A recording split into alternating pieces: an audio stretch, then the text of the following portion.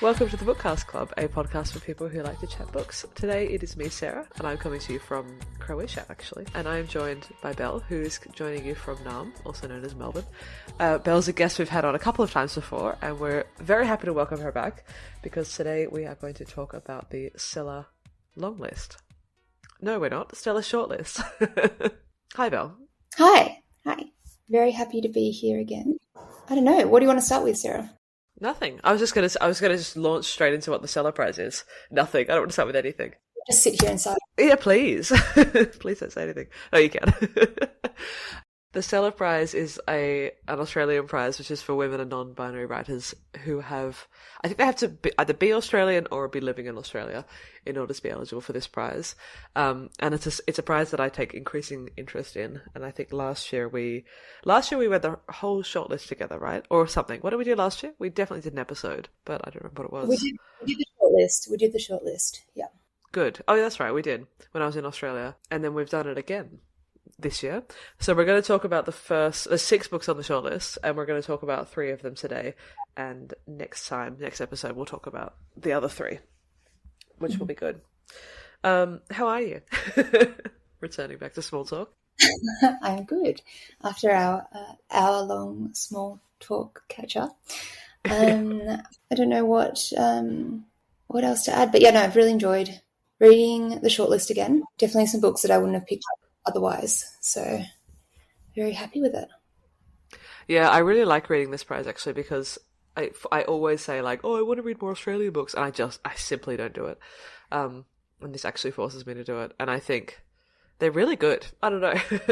And I wish it got a bit more. It's kind of funny because it's hard for people to get these books. I think they're just really not that available outside of Australia. But they're really good. They're really worthwhile. The Melbourne Writers' Festival always, I don't actually know if it's a coincidence or if Stella supports it and that's why, but it falls this time every year just in time for the Stella Award ceremony, I think, is sort of at the start of it, where they announce the winner. And the last few years I've bought a ticket to the event where the TBC Stella winner gets to have a sit down, a Q&A.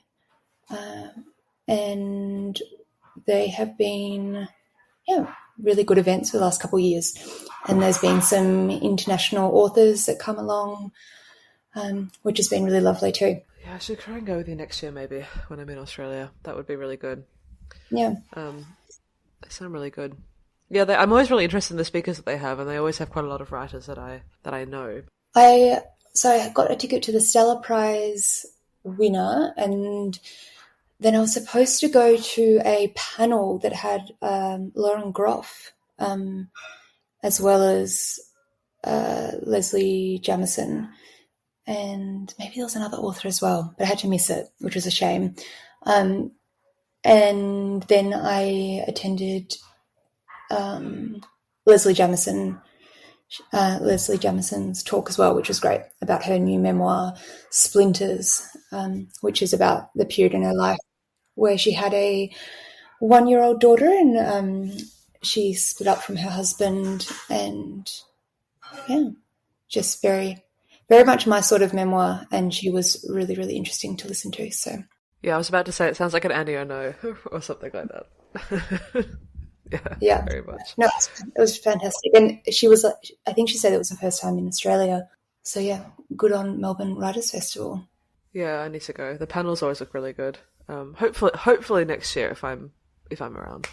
As in if I'm in Australia, not if I'm still with us. I assume I'll still be alive. And if so, if I'm alive and be in Australia, I'll go. I'll come stay with you for the weekend. Shall we talk about which one do you want to start off with? Do you want to read it? Have you got the shortlist in front of you? I'm bringing it up. Okay. So the shortlist this year was Body Friend by Katherine Brabon, Hospital by Sanya Rushdi, Swift Dark Tide by Katia Ariel, Feast by Emily O'Grady, Abandon Every Hope by Hayley Singer, and Praiseworthy by Alexis Wright. All right, nice. So we're going to talk about The Swift Dark Tide, Body Friend, and Hospital today, and then we'll cover the other 3 next time. And we know the winner already. The winner was Praiseworthy by Alexis Wright, so we'll talk about that that one in the next episode, because that one's quite big and neither of us have finished it. So hopefully next episode we will have finished it. All right, shall we start with... I kind of want to start with Hospital, because that's the one that I read first, if that's all right with you. Absolutely. So Hospital, it was also the shortest book out of the shortlist. Hospital by Sanya Rushdi. Sanya Rushdi is a author from Bangladesh, currently living in Melbourne. I think she studied in Melbourne and still resides in Melbourne.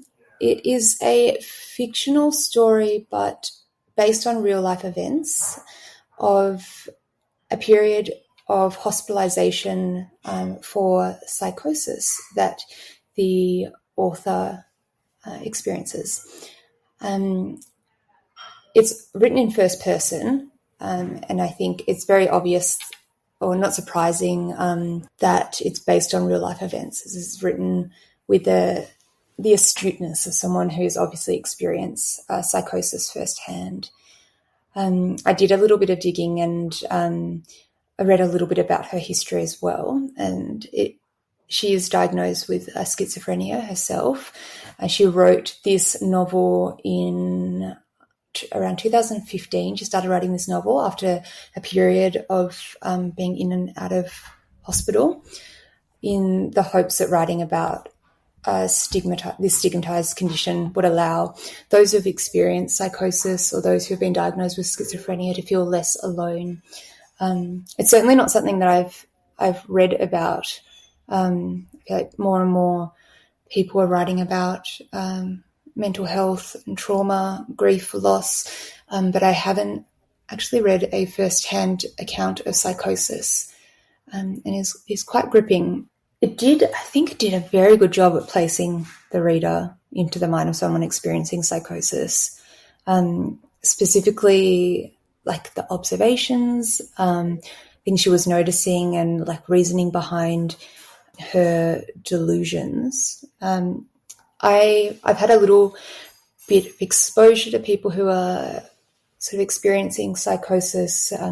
Being a junior doctor, I worked for it's about 6 months in an emergency department, and there was no sort of separate mental health acute care service, so everyone would come through our ED. So I've met quite a lot of patients who are experiencing delusions and psychosis. For those who don't know, delusions are a fixed false belief. She's obviously experiencing delusions that are termed as like referential, as well as persecutory delusions.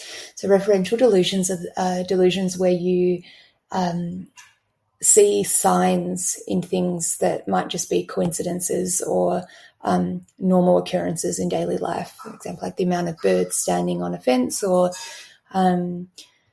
maybe messages, say you're sort of seeing messages in newspapers that you believe are sort of directed at you. She also is sort of experiencing a bit of paranoia and the persecutory delusions as well. So the belief that someone's sort of out to get you or harm you, and sort of picking up on people's actions and feeling concerned and worried about them as well. I think it was quite brilliant. He did a really brilliant job of helping the public and people who have not experienced psychosis to understand how frightening that experience is, and potentially the sort of control that has over someone's life. And I guess it also shines a light on how difficult managing a severe mental health condition such as schizophrenia is. And the novel sort of ended a couple of years later, where it's clear that she's having a recurrence in her psychosis as well. So it's just sort of a snapshot of a period in her life. Sorry, I don't know if you're cooking noises in the background. I'm sorry. I can hear some cooking noises, but that's okay.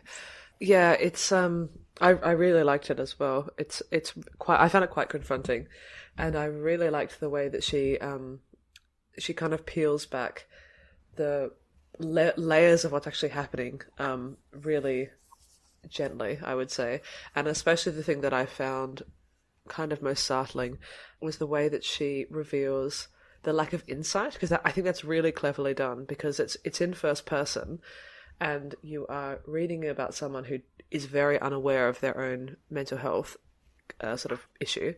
So they're a very unreliable narrator, but the only way that you can figure that out is by sort of reading in between the lines of what everyone else is saying. So there's quite a few like critical moments in the book where you suddenly realise that what you thought was happening is actually not what's happening. And that I found, particularly there's a bit maybe quite early on where she says something about she's going back into hospital, I think, and then they call her children call her mum, I think. And then I realised that the whole dynamic of like what was happening was like completely different to what I thought it was, because I had no idea that she was a mother. I don't know, did you realise that? I didn't realise it was a parental situation at all. I thought they were like roommates that were... There was something about the way that she described them I didn't understand at all that was the dynamic. There were moments throughout, because she talks to people in authority. She talks to the police, I think, at one point, and she talks to some staff. And there were a few moments where I realised that they know her a lot more than I thought that they did. Like, it's a lot less of a novel experience for them to see her, and they kind of know her condition better than I realised. And it's certainly... Yeah, I found it's really good. And I found there are a couple of moments sort of, because I'm sort of more from the other side of things, where I haven't experienced psychosis, but I have had like some fairly significant mental health issues in the past, and the lack of insight was like, oh, it's not really something that you read about, really. You sort of read about, sometimes it can be quite romantic, the way that you read about mental health, and particularly often you will read things where people are aware of their own condition and they're kind of... It's hard and it's difficult, but they're kind of like poetically moving through it. And this I found quite different. It's got that jarring reality of like back and forth between how you feel in your own head, what's actually happening in hospitals and stuff. Yeah, I thought it was really good. Really, really liked it. Yeah, absolutely. I thought she lived with her sister and her parents. But then at the end, it's obviously some jump ahead in time. Yeah, it was a little confusing for sure, like what the dynamics were. But it was more, how they referred to her at some point. Someone said, I can't remember the characters' names anymore because it was a little while ago when I read it. But someone calls her mum, and I was like, oh, there you go.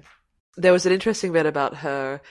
It kind of touched on issues of consent, kind of interestingly, because she has her own opinions about her own medication. This is a very complicated issue, I think, in mental health, where she has her own opinions about her own medication and what treatment she needs.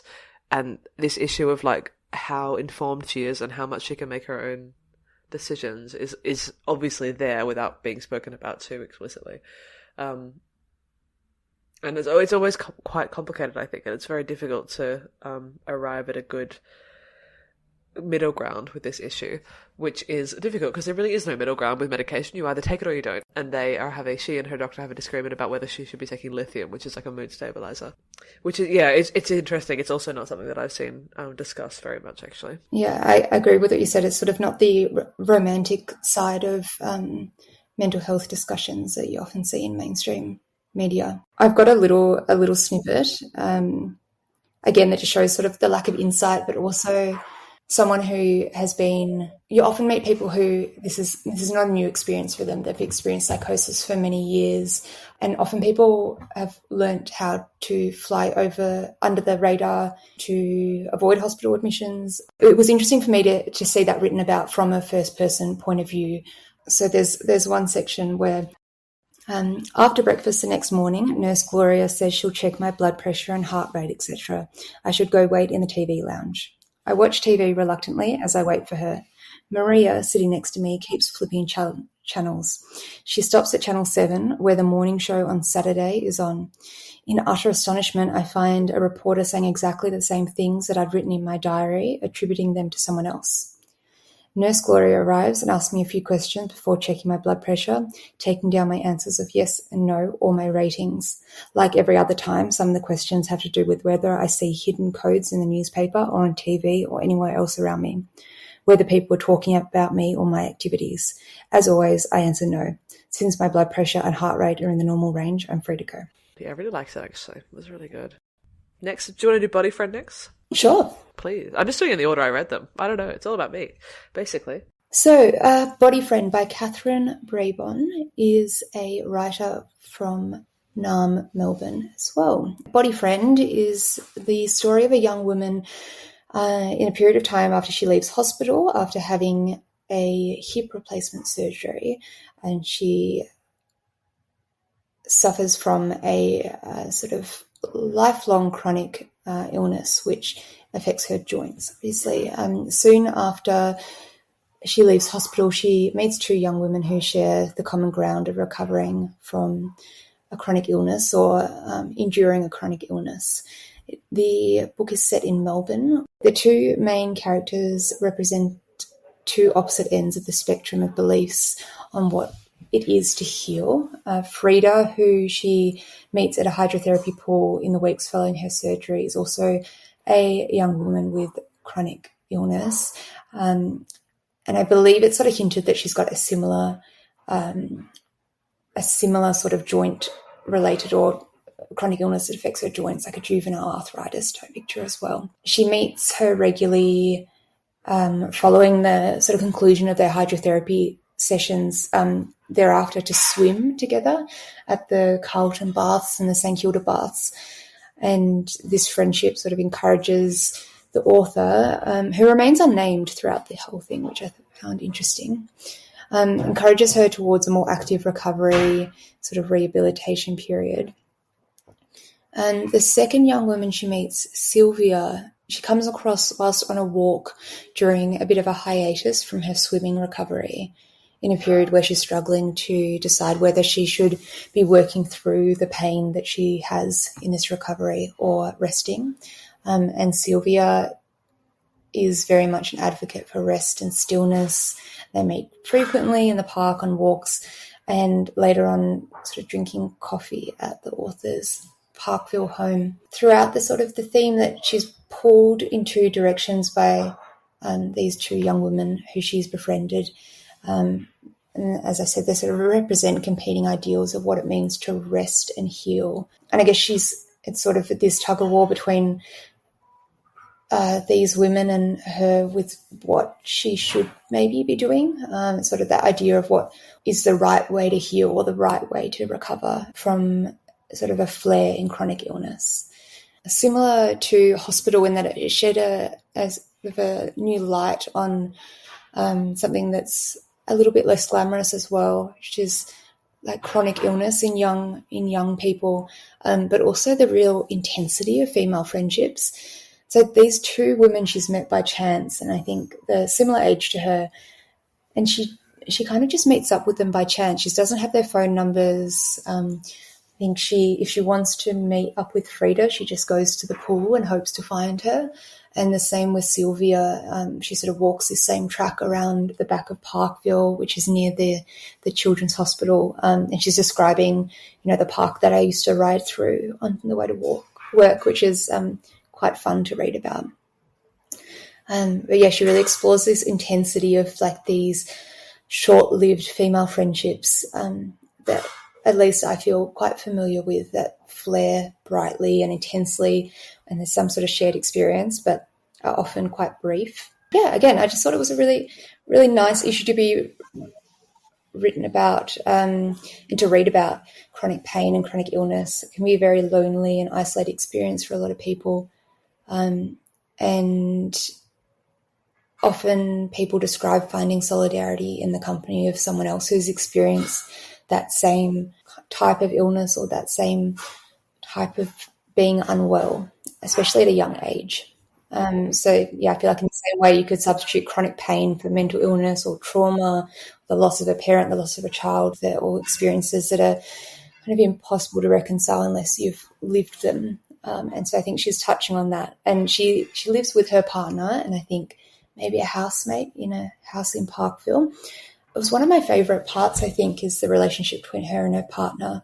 He's just a very stable constant throughout the book. And she writes about a few very sort of intimate, nice moments of his sort of love and dependability, whilst he's also unable to completely understand her pain or what she's going through or this period of recovery, and also not completely understand her friendship with these with these women. It's, I think, something that she sort of keeps for herself as well.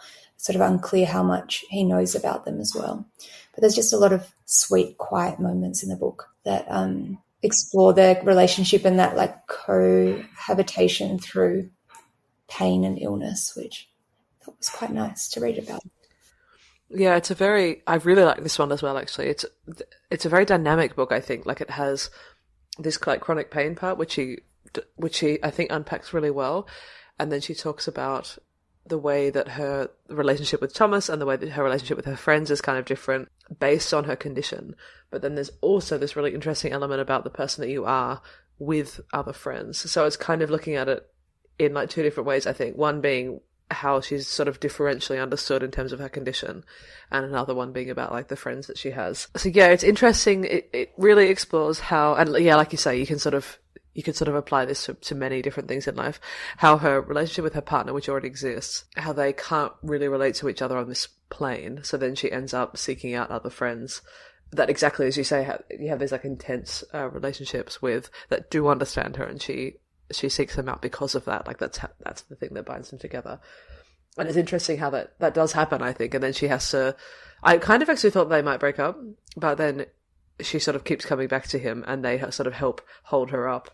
But he's there for her the whole time. He's this sort of like underlying stable figure. So it was just really interesting, I think, as an exploration of the dynamics of the people that you have around you at different times in your life and the different roles that they play. For me, the friendship aspect of this was really, really interesting. They're very different as people, but then they also have very different approaches to her, to what they should be doing. Like, one of them thinks they should be exercising loads, and the other one doesn't, thinks they should be resting. So it's kind of interesting how they have these two different philosophies to health. Yeah, she oscillates back and forth between them, and then she changes dramatically as she's spending time with each of those. And it was interesting to think about whether she was going back and forth, because her behaviour changes completely depending on who she's with, whether she's going back and forth because she's seeking out the person that she needs, or whether it's like in the other direction where she just starts to behave like them based on who. Because then she would get into these cycles, right, where she would spend a couple of weeks with one friend and be behaving in a certain way, and then she would move to the other friend and start behaving in a different way. It was really, really interesting. I can read out a quote that I actually sent to one of my friends. I thought this was really interesting. So she says at one point, "Frida and Sylvia, being with them was being a certain person. It is like this. With others we become alternative versions of ourselves. We become so many people when we walk out the door, when we face the street and see our friends and talk to strangers and colleagues and speak to our loved ones, and then again when we lie down at night. I am all of them. And this has always been the difficulty." Yeah, and I just really liked that exploration of what different people represent in your life and how you are this sort of kind of different person in different contexts. All right, last one. The Swift Arctide. This is a pretty tight narrative that's really about relationships and friendships and marriage. So this is about a woman who has been married to this guy Noah for quite a long time, 15 years, 20 years, as the book is taking place. And then she ends up falling in love with a woman, and it is about how this love is explored in the context of her marriage. And it's just about her relationship with her husband and her relationship with this woman. You sort of see the slow process of her leaving her husband, or their sort of marriage dissolving. And initially, they're in an open relationship, and both her husband and her partner's partner are aware of the situation. And then you almost expectedly, I think it's sort of foreshadowed that things dissolve in terms of the marriage. They have 3 children as well. And so there's these very nice sort of little interludes about their early, reflecting on their early marriage and relationship, Noah and the author, and her discovering a bit more about her birth father, who they left in Malta when the family immigrated. So yeah, it's a bit of more of a complex plot to describe. Thank you for saving me. You should be the host of the podcast. I should be the guest. You're much more prepared than I am. Yeah, so I guess this is a memoir. I don't think we actually said this at the beginning, but in the Stella Prize you can have any kind of book. So the first one that we talked about, Hospital, is fiction, but it's kind of auto-fiction-y. Body Friend is a fiction, and then this is an actual memoir. I have to say, I really loved this. And I think this is the kind of book that would be very divisive. I think if you did this in a book club, there would be very differing opinions about this woman and what people think of every character in the book and how everyone deals with it. It was really, really interesting to look at how different people perceive what she and Noah are doing with their marriage and how they choose to deal with what's happening, and the dynamic that they have. And I think I can imagine this being like a complete room divider. And also I think depending on who you are, and depending what has happened to you in your life, you would have a completely different take on this book, I think. I can see different people having very, very different interpretations and very, very differing levels of sympathy for especially the main character, I think. It's really, yeah, I thought it was really, really good. I really liked it. I particularly loved the really, really complex... I really loved the relationship she had with her husband, actually. I thought that was actually the most complex relationship. And it was really interesting the way that they stay together, because they stay together through the whole book pretty well. And the way that you normally read about these things, I think, is a lot more simplified. And it's one of the first memoirs, I think, that I've read about this kind of thing, where the person that you're married to already isn't this unfulfilling character that you probably shouldn't be married to, and their marriage didn't actually have that many issues, really. I actually thought it was pretty healthy, and they have a lot of communication, and they talk about this a lot. And it was very, very different to previous sort of memoirs or previous books that I've read that have sort of dealt with this issue. There's always some element of like how shit the spouse is, and that pretty well wasn't there, to be honest. It was which made it quite challenging, I think, as a read. Yeah, for sure. I think it was quite well balanced in that way. But yes, I agree. It would be a great book club book. A lot of very divisive elements. I just touched on a lot of things. She hadn't come out as bisexual or gay to her family, and she has to go through that process of telling her mum that she's fallen in love with another woman and that they're staying in their marriage, Noah and her, but she's also seeing somebody else, and that's something that's very hard for her mum to wrap her head around and come to terms with. And there's also this really beautiful moment towards the end of the book where, so they keep it from their kids as well. They're this beautiful team, Noah and her, that they're sort of just doing what they can to sort of move through this new stage and I guess test whether or not their relationship will be able to withstand this or can accommodate this or has enough room for more people as well. And towards the end of the book, when it becomes clear that the marriage is becoming a less healthy space for them both, and I think more so on the author's part, she decides that she can no longer live with her husband. She sort of desires just to live in a house without him, and live by herself or with her children and with a female partner. And that's something that grows quite slowly. And when they get to that point, she has a conversation with her eldest son, who I think is 12. And he's very much, I can't remember exactly, but very much like, oh yeah, I know. I knew that. I knew she wasn't just your friend.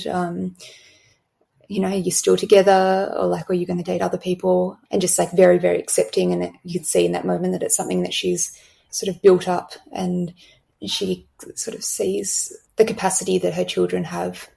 Yeah, her family really has to love her in this new light as well. Did you like it? You haven't really said.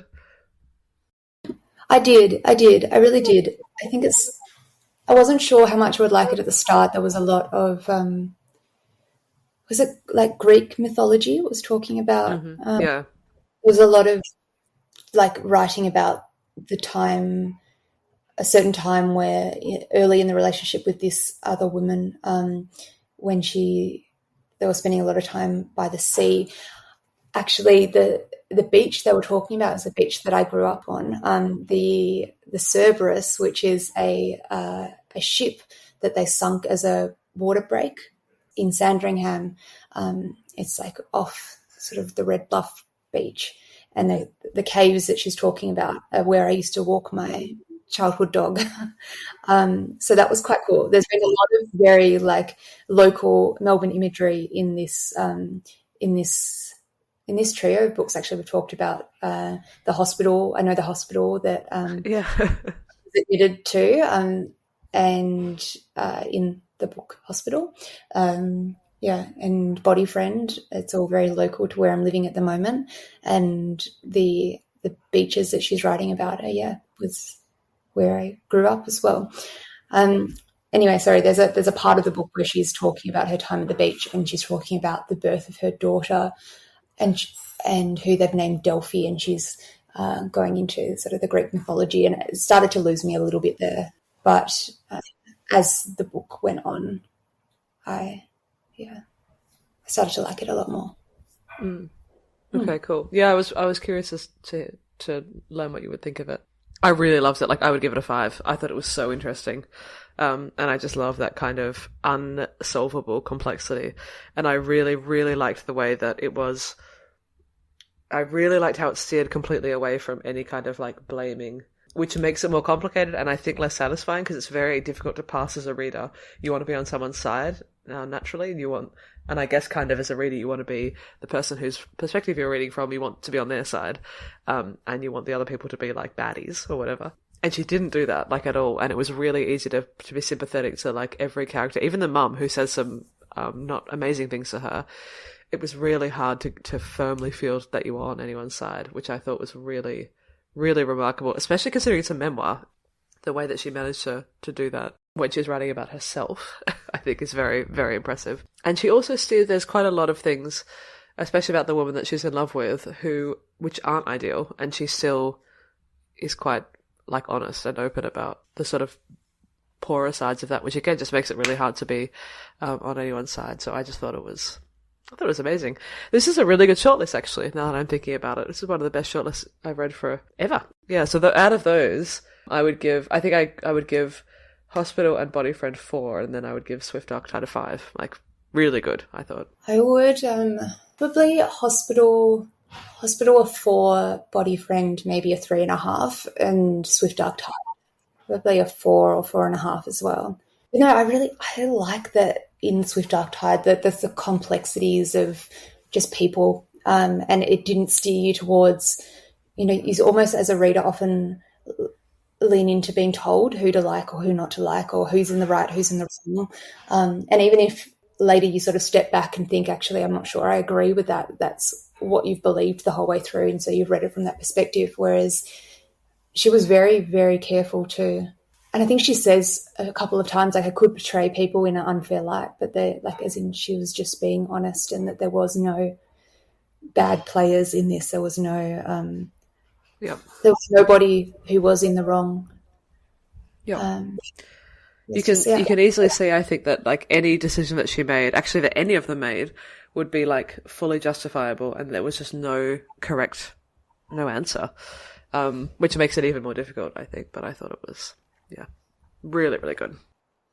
I also hope that it would be quite a hopeful book for somebody to read as well, because it's basically, she sort of has rediscovered herself post-children, post-20 years of marriage. Yeah, because she makes quite a big deal of her age, or like it's quite specific that I think she's 47 at the end, perhaps, or she's in her late 40s. So it's, a lot of time passes over this book, and she's still making these decisions all through that, like, I don't want to say later stages in life, but certainly for this kind of conversation, these are later stages in life.